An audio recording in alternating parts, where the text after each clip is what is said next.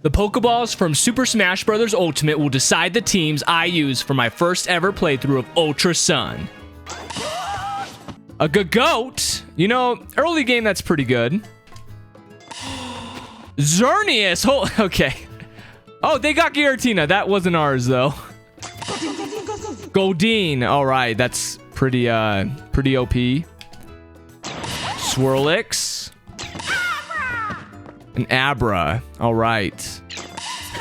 And Fletchling. All right. Now, you would think a Xerneas this early in the game would stomp all over the competition. However, at level 8, it doesn't know any fairy moves yet. Lucky for me, this school is full of children, which Xerneas quite literally takes down each one of them. Then we have our first trial captain battle against Elima, where Xerneas finally gets to cool off the recoils from takedowns, learning Aurora Beam at level 10. My reindeer hangs in there with only 5 HP left, then finishes the match with its new move. As I explored Howley City, I found the TM Echoed Voice, which can also be of use for Xerneas. Then begins our first totem Pokemon battle versus Gumshoes. You are fake news. This is the last time I get to use Xerneas. Would have been nice to have it for the Elite Four instead. Boom. I think it's very unfair. After every totem battle, my team will be replaced with the next 6 Pokeballs I throw in Super Smash Bros. All right, what we getting here? Alolan Raichu. Yo, I love Alolan Raichu. Moltres. Okay. Bit OP. Pyukumuku. All right, all right. Alolan Exeggutor. Yeah, baby. Gardevoir. There we go. Gardevoir sick. Scizor, nice. Okay. Also, I won't be allowed to use Z crystals until the Elite Four, and I'll be playing on set mode along with no items in battle aside from the held ones. On my way out, some aliens introduce themselves to me while Lily loses her alien. Baby, come back! Before leaving Melee Island, I must prove myself to the Kahuna Hala. I start with my Gardevoir, who has the clear advantage here, resisting fighting attacks like Revenge. A few confusions knock out both the Machop and the Makuhita. Crabrawler came close, chipping my waifu Mon down to 1 HP, but in the end, we won. With that, I Mantine surf on over to Akala Island. Still haven't managed to find a shirt that goes with your lab coat, Kukui? You're one to talk, Olivia. Mallow is best girl, by the way. Comment who your favorite is. A bit later, I ran into this edgelord. I got a little cocky here with Gardevoir, then this happened. Wait, doesn't affect the Zubat? What did I miss? How does that not affect the Zubat? What? Wait, what? Oh, Zorua.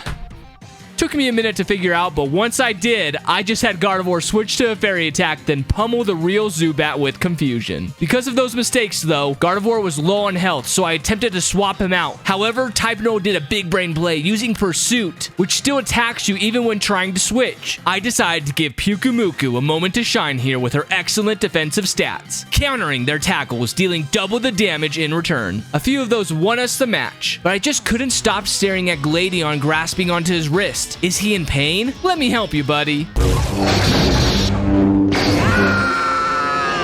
He'll thank me later. Just needs time. Meanwhile, I take on the second totem Pokemon, Araquanid. It gets a speed boost right off the bat. But if you know anything about this spider, you know that it's still a slowpoke. It still had some tricks up its sleeve, though. It's got Wakanberry? That's pretty sick. I like that. That's a good increase in difficulty. Leech Life. Oh, shoot. You know, that's actually good for me, because now they can't get as much HP next turn. With the Wakanberry gone, our second Thunderbolt did twice as much damage compared to the previous one, and they only recovered 1 HP with Leech Life this time. Moltres comes in to clean up the rest, and Wing attacks, besting the second totem, which means we get a new team. Tapu Koko? Yeah, baby. And we got Togedemaru. 2 electric types. Okay. Electro? That's 3 electric types in a row. Staryu, I guess. Oshawott. Last one. Dedenne. It's a fairy type, but pretty much another electric type. I'll be in the mix too, and we'll have a foursome. Woo! What? Gladion 2? Yo, for real? Okay, Pokemon, that's a little too spicy for my channel. So I'ma hike this volcano instead to challenge Totem Alolan Marowak. I gotta say, this one is smarter than the ones from before. It used Detect to stall the first turn, which enabled it to call in the Salazzle for help without having to take damage first. That, along with the Totem Aura doubling Marowak's speed, takes away Staryu's chance to attack even once, dying to a Venoshock and Brick Break. As many of my viewers know, I dislike Oshawott, and that's me being nice. I did equip it with a Quick Claw though, so let's see if this little guy can prove me wrong. Quick Claw magic, buddy. Quick Claw magic. Oh, Quick Claw magic! What? No! Quick Claw magic. Oh, dang it. I don't think you live this. Get out of here, piece of trash. My goodness, critical hit. Oshawott's garbage. I gave Oshawott a moment to prove himself, and he let me down. I still hadn't learned my lesson either. I tried to Nuzlocke Marowak with Dedenne, but they blocked it with Detect. The next turn, I was able to paralyze the Samoan Dancer before falling to a Venoshock. This time, I'll be ready for that Detect by having Tapu Koko aim at Salazzle instead. Because it should Detect, right? It didn't Detect? Oh, so close. Come on. Oh, shoot. That's a lot of damage. You're gonna freaking Flame Wheel me? Oh, shoot. Why didn't it Detect that time? Honestly, at this point, I just want to get rid of Salazzle and not risk it with the Detect crap. So I have Electrode Swift the Lizard a couple times, and it barely survives the Flame Wheel from Marowak. Something Oshawott would have never done for me. Electrode steals the Totem's Thick Club with Thief before fainting from another attack. This Electrode also has the ability Aftermath, causing Marowak to lose a quarter of its HP thanks to making contact while knocking us out. Togedemaru was all that I had left. Oh, he doesn't. Okay, come on, come on. Oh! That's death. Oh, Togedemaru hanging in there. Oh, yeah, Togedemaru. That's what I'm talking about. Dang. That was close. An epic ending to the toughest fight yet. Let's go get our new team. Vulpix. That sucks. Eevee, that's not very good either. Keldeo, yeah. I'll take Keldeo. Zoroark, that's cool. Togepi. Okay. And then last is Alolan Raichu. We get Alolan Raichu back. That's what I'm talking about. We're not going to see a lot of these 6 being used because the next totem Pokemon is right around the corner in the Lush Jungle. I noticed that they changed the cooking scene in the Ultra games to be less phallic than the originals. Crush it! Grind it! Turn it to goo! Like its fire totem friend, Lurantis' aura doubles her speed. I also learned some hard truths during this battle, like Lurantis wielding Power Herb, her ally Kecleon having Sunny Day, which allows Lurantis to use Solar Blade without charging it, the Leaf Guard ability preventing it from being burned, and it has Synthesis too? Needless to say, I lost my first bout with this one. So let's check out my third attempt. First things first, Lurantis must be slowed down with scary faces. Zoroark is able to pull off 2 of them before getting clapped by Low Sweep. I send an Eevee next to nerf Lurantis' attack power with Baby Doll Eyes, then hope that she would live the incoming attacks. Eevee clutches it with 4 HP remaining and pulls off 1 more Baby Doll Eyes before getting KO'd. Togepi fills a similar role except she's using Charm, which lowers their attack by 2 stages rather than 1. This could not have been done without Eevee's earlier support though. I then planned to Fire Spin twice with Vulpix, but the speed drop from their Low Sweep foiled it for me, so I had Vulpix quick attack before getting Dizzy Punched in the face. It was Raichu's turn to step up to the plate, and for some reason she didn't have Psychic when transferred into the game, so we had to resort to using Echoed Voice, which yeah, didn't do anything. At least the second one doubled in damage the next turn, but man, that Kecleon won't give us any room to breathe. It all came down to my mythical Pokemon Keldeo. Their best move for Lurantis was Hidden Power Ghost. I just needed my Unicorn to not die from a critical hit Solar Blade. Good, don't get a crit. Don't you freaking dare get a crit. Don't you dare. Don't you dare. All right, this game is ours, baby. And with that, Keldeo knocked out Lurantis with another hidden power and kicked Kecleon out of there as well, beating the 4th trial. Let's welcome our next 6. Not good. Inkay. Keldeo again. All right, that's not good because it's electric next. Good go. Okay, we got good go again. Pyukumuku. That's not good for Togedemaru either. Spupa. Dedenne. Now let the grand trial of Akala commence so we can get off this island. Olivia foolishly starts with Anorith, which gets one shot by Keldeo's Bubble Beam. Then I took a turn of being foolish, keeping Keldeo in, getting most of its life force sucked by Lileep's Giga Drain. So I had Gago karate chop them with a few brick breaks. He wasn't quite fast enough to strike first against Lycanroc, thus falling to the likes of Cobra Kai. What I should have done in the first place was switch to Pyukumuku. Seriously, don't underestimate this little gal's counters. We're then awarded with a tour of Ether Paradise where we get to meet the best waifu of them all. Like the video if you agree or just to help out the channel. Lusamine is over 40 and looks like that? Yeah, call me a cougar, I don't care. I will protect her at whatever costs. What I'm going to do now is finally cover a rival battle. I haven't before because, well, I had a legendary that made things easy. The fight with Hal on Ula Ula Island was different though. He now has 5 Pokemon with one in particular that can carry his whole team. No, it's not the Torracat, it's actually the floating surfer mouse Raichu. He outspeeds everyone in my party. I thought I could outplay him by switching in my Inkay, who is immune to their psychic attack. But then they just one-shotted me with Electro Ball the next turn. There could only be one Rodent, so they massacred my Dedenne too. I came to the realization that PP stalling Raichu's psychic may be my only hope. So I had Spupa do the only thing it could do, protect. Twice actually, which is great. Then I brought in Pyukumuku to bait Electro Ball while I swapped in Gagoat, who would persuade them to psychic. My Sea Cucumber's ability Innards Out activated upon fainting, which took away over half of Raichu's health. My Keldeo also suffered and died, but that was their last psychic they had, which meant all they had for Gagoat was Quick Attack, giving my goat the opening to heal with Synthesis, then finally get rid of Raichu. Then of all things to lose to, Gagoat failed to beat Noibat. A freaking Noibat! What's that?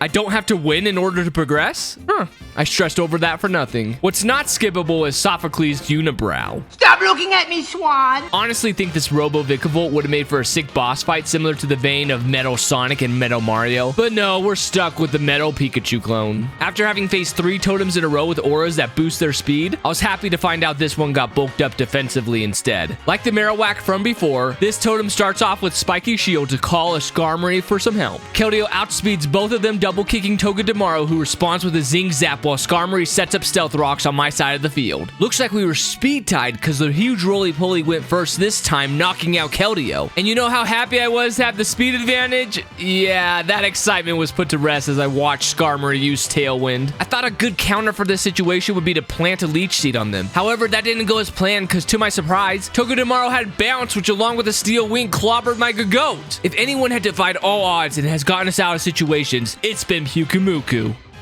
Zing Zap. Yeah, I don't know how you survive this. That Togedemaru is really not that powerful. Wait a second. Wait a second. Wait a second. Wait a second. Come on. Come on. Come on. Come on. Come on. Oh, Pyukumuku, yeah! Yes! I really need to stop underestimating her. And that's not it. She keeps on going, using Pain Split to steal HP from the Metal Bird, then continues to use Counter. 1 HP. Pyukumuku counter. Oh, Pyukumuku wipes out this trial. Fennekin. Metagross. Yes, a good pick. Oh, wait. Ghost is the next totem. Hey, it's something, I guess. Mimikyu. I'll take Mimikyu. Goldeen. Fletchling. And then the last one is Oshawott. I get back into the game bopping to my favorite song from the Alolan tracks, which is cut short by this creepo with a frillish fetish. Please send him to jail for the same crimes that man did to Gardevoir. Okay. Take a photo. Acerola, you never told me where the totem is. He's right behind me, isn't he? This Mimikyu is the first totem to have all of its stats boosted from the aura. Lucky for me, I have a Mimikyu of my own who knows Thunder Wave. Okay, are you gonna call for help someone? Lumberry? They continue to slaughter my party with an onslaught of Shadow Claws, but now that I know what to expect, this is very doable. On my second attempt, I sent in Oshawott first. I did this to not only see an Oshawott die, but it could also break Mimikyu's disguise with Aqua Jet and then be sacrificed to Mimikyu, as it should be. My Mimikyu has a disguise of her own, which means she can withstand one of the enemy's attacks, then strike back with Shadow Claw. Then on the next turn, I use Shadow Sneak to literally sneak in one more move before fainting. Metagross is my only good Pokemon remaining and is bulky enough to survive a super effective Shadow Claw. This gives us the opportunity to pound the totem into the ground with a critical hit Iron Head. Acerola is so impressed that her jaw drops. I'm hoping for some jaw-dropping new Pokemon myself. Togepi. Alright, that sucks. That's a good move in this game, but the Pokemon sucks otherwise. Chespin. Bayonetta, can you get your shield out of the way, please? And Chespin is a terrible one. Arceus! There we freaking go! A good pick, finally. Abomasnow? I'll take Abomasnow. It's a fully evolved Pokemon. I like fully evolved Pokemon. It's Swirlix. Swirlix is whatever. And then who's the last one? Kyurem? Nice. It doesn't have its, fused form, but that's great. This is actually a pretty dang good team. Let's celebrate with the best music.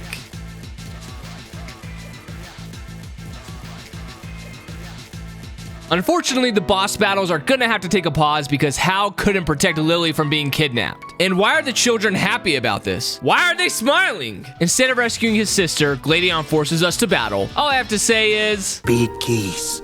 Little hug. Me, a catfish? Okay, sure. Apparently, no one cares about Lily because just as I was about to set sail to save her, Ula Ula's kahuna, Nanu, is all like, wait, we need to do the grand trial. I seriously wouldn't be surprised to find Lily dead by the time we get there. All right, I'm a little underleveled, but I should be fine. Not even 50%. Power Gem, ooh. Power Gem, my gosh, why does his whole team have Power Gem? E-Speed! No! Oh, wait, it didn't take it out because of fur coat. I forgot it has fur coat. Ah, it does. Okay. Okay, in my defense, I was not expecting Power Gem from multiple Dark-type Pokemon. This time, I led with Arceus to extinguish Sableye right away, which then prompted Nanu to send Krokorok second as opposed to Persian. Abomasnow's Ice typing makes quick work of the reptile. Then I use Swirlix as death fodder to not only lower their special defense with fake tears, but to also ensure safe switch into Arceus, who dies to a black hole eclipse anyways. This person is really being a pain in my side, so I summoned Togepi as tribute to Yawn Persian, who falls asleep the turn they crack my egg. With Fat-Headed Cat now asleep along with lower defenses, Kyurem gets revenge from their last duel, OHKOing her with Ice Beam. Can I go save Lily now?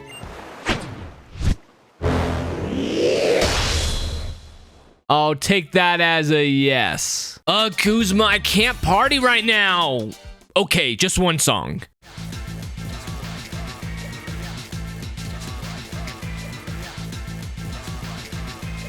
We can rely upon the strength of the Ether Foundation. We will use Cosmog and send formidable Pokemon trainer. Yeah, I'll be honest, I don't care. I'm here for the hot mom. Yeah, you came.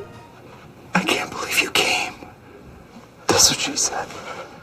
Just like every family, Lily and Lusamine are having communication issues. They both want the world to be saved. Lusamine just has different methods. We're just as stubborn as she is, though, thinking it's our way or the highway, thus we engage in a Pokemon battle. Arceus and Clefable begin by hyper-voicing each other multiple times, and of course, Arceus comes out on top. My alpha Pokemon's run ends there, though, not inflicting enough damage with Psychic and is then wiped out by Beware. Kyurem gets revenge with a Psychic of its own. I swap them out immediately when Milotic appears disappear since Abomasnow has the clear advantage. However, switching caused my Frosted Tree to be hit twice before getting to use Wood Hammer, which both failed to get the KO and the recoil was too much to handle. My other grass-type Chespin takes quite the spray from the Hydro Pump before finishing off my Lodic. I have her stay in, losing to Lopunny, allowing Togepi to come in for free. Togepi doesn't last long either, but does pull off 2 charms, essentially cutting Lopunny's attack stat to a third of what it was. Swirlix carries on the nerfing with 2 Play Nices, then weakens her special defense with Fake Tears. Everything is all set for Kyurem, shrugging off the Fire Punch, and Ice Beaming Lusamine's last 2 Pokemon until they're frozen solid just like the others in the room. Well, that whole debacle solved nothing. Lusamine went in the wormhole anyways.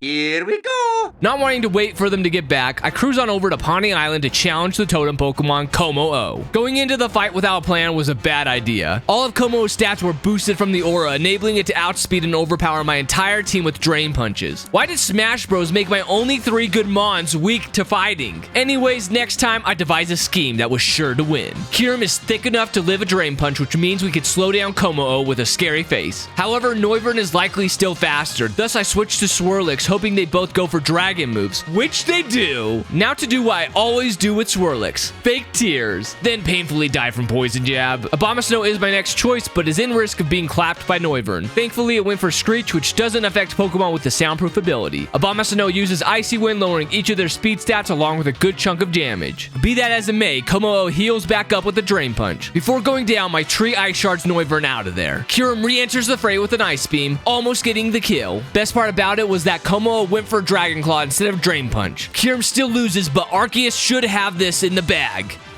Ah! Gosh dang it, that's not what I wanted.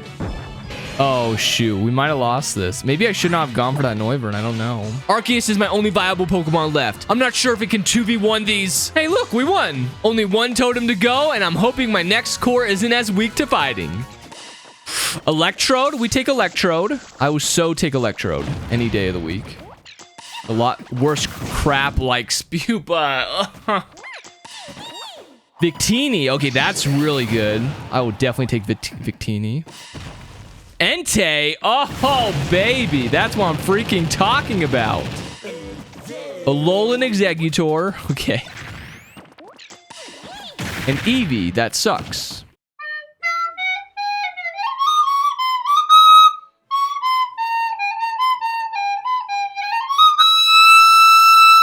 Okay, we'll stop. Just please don't hurt us.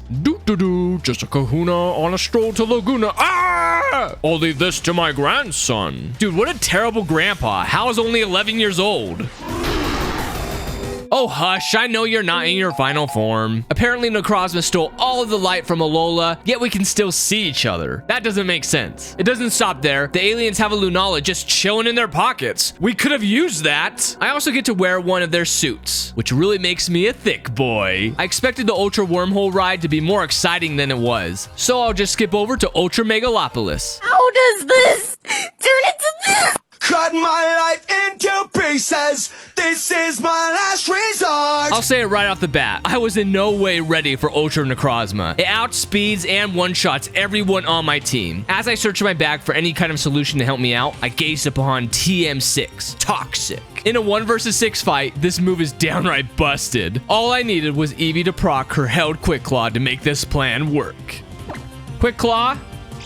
Oh, first try, baby. And that's it. Protect when I can with the others while Necrozma's HP slowly withers away. Alola and Mommy Lusamine have been saved. Hey, when are you going to try to beat my trial? I just finished saving the world, and that's the first thing you bring up? Anywho, this pink mustache weirdo says I have to defeat 6 trial captains before taking on her totem. I incinerate her Rabombi, slap Alima in the face again, burn Mallow's grass types to a crisp, put out Kiawe's fires, battle Hiker Dave. Wait, what? Hello there. Why do I have to battle him? Back to what I was saying, Sophocles was last on the list, and with that gauntlet beaten, Mina allows me to face Totem Rabombi. What makes this final totem different from the rest is that all of its stats are doubled, and that's not enough for this bee. Her special attack, special defense, and speed get even more powerful with Quiver Dance. But hey, I have an Entei. How hard could this be? It has a freaking Akaberry? It doesn't stop there. Her ally Pokemon is a Pelipper, who summoned the rain right away with their Drizzle ability. And that's still not enough for Ribombee. They Quiver Dance again. 3 turns in a row they dance while I use Sacred Fire. After stockpiling twice, Pelipper douses my Entei with Scald. Ribombee was looking unstoppable, but I think greed got the best of her. I just needed 1 stroke of luck to win this. Yo, this Eevee with the Quick Claw is so good. First time again. A couple turns later, Ribombee fainted and the Pelipper obviously lost by itself. Mina congratulates me with a pretty great picture. Let me help you out there. This is it. The final team. Whatever I get, I have to beat the Elite Four with whatever 6 Pokemon Super Smash Bros. Gives me. I need the best luck possible. Spupa, what? This is the 3rd time we got Spupa. Are you kidding me? Oh my goodness. Xerneas, okay, that's a good one. That balances out. Alola and Exeggutor. Wow, some of these Pokemon just do not want to get away from us. Togedemaru. I will definitely take Togedemaru. Togedemaru is good. Electrode. How are we getting so many of the same of what we just had? That's 2 electric types. I don't need 2 electric types. That's 3 electric types. It's actually quite poetic that our journey started with Xerneas, and now they're back with us. This time, it actually has quite a moveset, including Geomancy. A setup move that takes 2 turns to charge up, then afterwards obliterates every Pokemon Hapu has. It may have worked for the Grand Trial, but I'm not gonna risk it against the Elite Four. First up is Kahili, the Flying Specialist. Raichu will make quick work of this team. We got Wise Glasses Raichu right here. Uh-oh. Bell, knowing I was going to do this. Crush Claw is normal, so that's fine.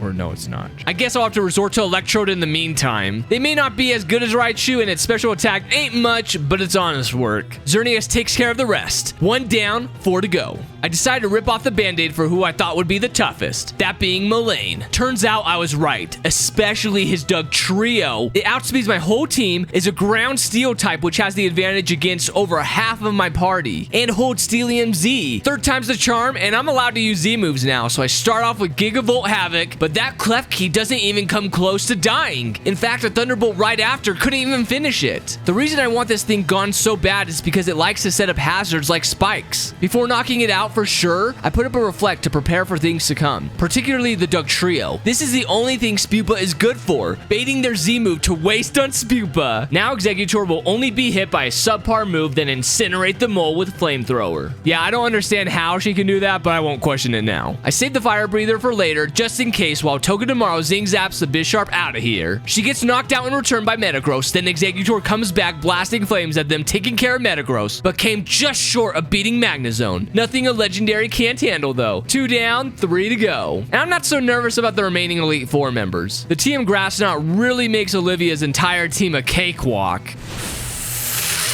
Oh, it's sturdy? No, it's not! No! Ah, freak. Perhaps I spoke too soon. Come on, no low roll. Why'd you get a low roll? What? Are you dead? You're freaking dead. Oh my gosh. Wow, this is not going according to plan at all. I'll have to bring out the big gun sooner than I thought. Exeggutor, Bloom Doom. Yeah, take that, sucker. Now leave Storm to Lycanroc. Great job. Olivia's last 2 mons take a little longer to wither away, but Exeggutor continues to get the job done with bulldozes while Electro paralyzed Cradily, and Togedemaru poison jabs them until their HP is depleted. 3 down, 2 to go. Acerola is actually the easiest of them all. She lets Xerneas set up a Calm Mind, which led to the destruction of all of her Pokemon, whether it be Moonblast or Grass Knot. Not to mention, she doesn't seem too bright. I'll take it though. Only the champion battle remains. The last time Hal and I fought, he won. Now was the time to redeem myself by becoming the first champion of Alola. I dove in with Xerneas to Calm Mind multiple times. There was no way Raichu would get past my special wall. Ah! What? Hal's AI would kick in whenever it sensed one of his Pokemon was in danger by switching it out for one that would resist the incoming move. He also was extremely lucky. Oh, what? Don't you dare freaking miss the T-Wave, you pile of garbage. No! What? Okay, just Leaf Storm. You should be able to beat it with just Leaf Storm. Okay. Now that I've seen Hal's team a few times, I'm ready for this to be over. So let's take things from the top. Fight Raichu with Raichu. Mine may be slower, but it knows the super effective move Thief. So only 2 turns later, say goodbye to your Raichu, Hal. He sends in Tauros next. Expecting an Earthquake, I shift into Exeggutor, resisting the ground move. She does get slammed hard by a Double Edge, but as long as she doesn't miss the Leaf Storm, we're good. Thank you. Oh my goodness. Now, come on, just kill, please. Thank you. Okay. I let my Palm Tree get knocked out by Crybominable, which ensures a safe switch into Raichu, who uses Gigavolt Havoc? Okay, I admit it, I forgot to pick up Psychium Z before this, and I just wanted to use a Z move. Was a bad move overall, but Xerneas can take it from here. I know Hal's Incineroar wants to flex his Z move here, so I let him. Into Spupa, baby! Get you baited! Xerneas scalps back in, Moonblasting a couple times, leaving Hal with only 2 Pokemon left. Make that 1 Pokemon left. Nuzzle, we can go with that. Oh! They miss? Oh, or we just finally have Hal miss. There we go. I'll take that. I'll take that. My first playthrough of Pokemon Ultra Sun, where Super Smash Bros. Decides my team, has come to an end. Give the video a like to support the video and subscribe to the channel if you want to see more content like this. You all have a good one. Thanks.